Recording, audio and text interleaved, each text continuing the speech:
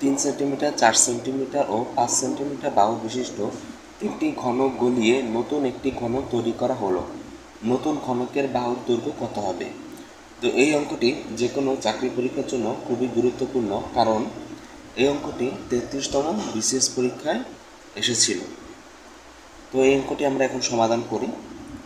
এখানে বলেছে ঘনক, 3 সেন্টিমিটার ঘনক, তাহলে আমরা 3-এর ঘনক আমরা বের করব।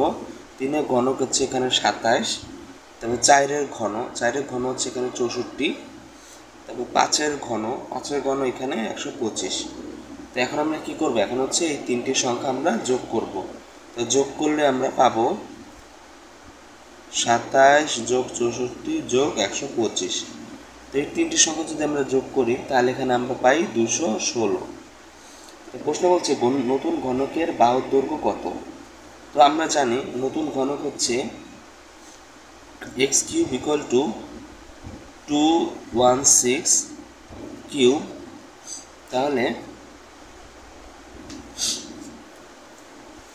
এখানে x কিউব, এখানে ঘনকটা এই কারণে উঠে যায়, তাহলে 216 হবে।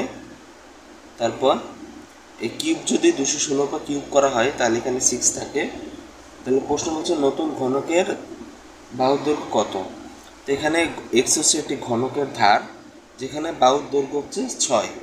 তো এখানে এই প্রশ্নের উত্তর হবে 6 সেন্টিমিটার।